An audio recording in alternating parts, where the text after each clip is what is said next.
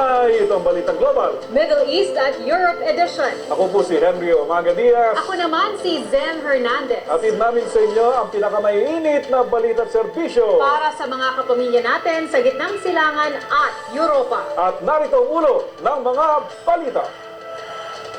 European Union pag-aaralan kung itutuloy pa ang mga programang binibigay sa Pilipinas.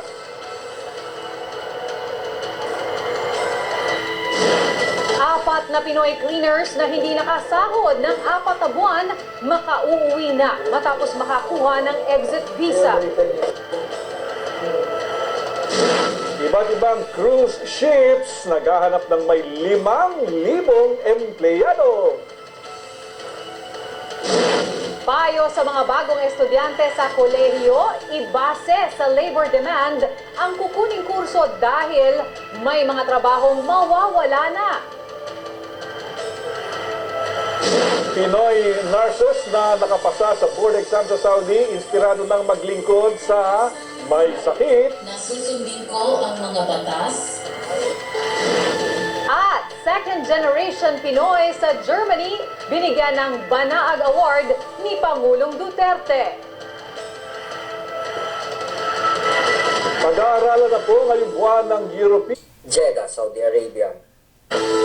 Sa ating bida ka, pinatunayan ng second generation Pinoy na si Rodrigo Maristela na kahit sa ibang bansa sila isinilang, isinasa puso nila ang diwa ng bayanihan ng mga Pinoy. Napili siyang tumanggap ng Banaag Award mula mismo kay Presidente Rodrigo Duterte. Mula Maynila, ibida mo yan, Ver Quizon.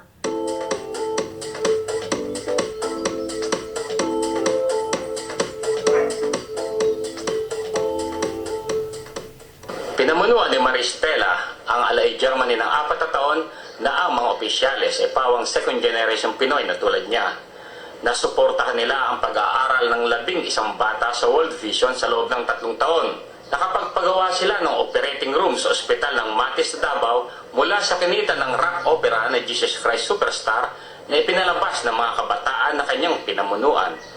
Nabigyan ng Alay Germany ng 1 milyong piso na kapital ang 67 pamilyang nasalanta ng bagyong Yolanda.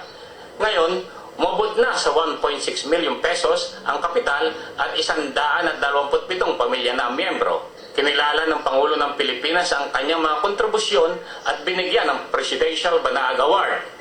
Napili siya mula sa 103 nominasyon ng 33 ambahada at konsulado ng Pilipinas sa 22 bansa at mismong si Pangulong Duterte ang nagbigay sa kanya ng award. Masaya ang pakiramdam dahil hindi naman po tayo tumulong para lang magkaroon ng award, pero masaya din po at nabibigyan ng recognition. Pinagmalaki siya ng mga kababayang Batanggenyo at ng gobernador ng Batangas at mayor ng Taal. We're very proud of Rodrigo. Talaga kong ipinagmamalaki siya namin. Kaya naman ang maalaman namin at mabalitaan ay hindi naman kami nagkatubili. Nabigyan din siya ng Gawad Balisong Award. Inspirasyon para sa mga second generation ng mga Pinoy sa Alemanya ang pagkilala kay Maristela dahil sa kanyang pinatunayan na buhay ang puso at damdaming Pinoy na mga katulad nilang pinanganak sa ibang bansa. Bert Quizon, ABS-CBN News, Manila. Sa 33 mga konsulado, embahada, siya ang napili para dun sa parangal na yun. At alam mo, totoo yan kasi pag sinabi mong Pilipino ngayon, parang iba na rin yung meaning no? Ang Pilipino ay kahit na nasang panig ng mundo, pwedeng maging Pilipino kahit pinanganak ka sa ibang bansa, basta't yung puso mo, Yung nandito pa rin. ika nga, the Philippines is in the heart. Okay. Parang Hindi, ano yun, nobela yun. Pero di ba? tama yun. Sino to? Nakalimutan ko na. Pero totoo, nasa puso ang bansa mo, di ba?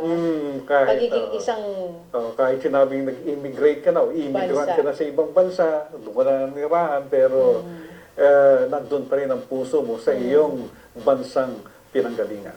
Dito po nagtatapos ang isa ng mga edisyon ng Balitang Global. Mas pinalakas, mas pinalawak para po sa mga kababayan natin sa Middle East at Europa. Para po sa inyong mga komento at mensahe, bisitahin ang Balitang Global page sa Facebook. Samahan niyo po ulit kami sa susunod na linggo dito po sa inyong nag-iisang boses at kapalitan. Sa Europe man o sa gitnang silangan, kaagapay at tunay na maaasahan.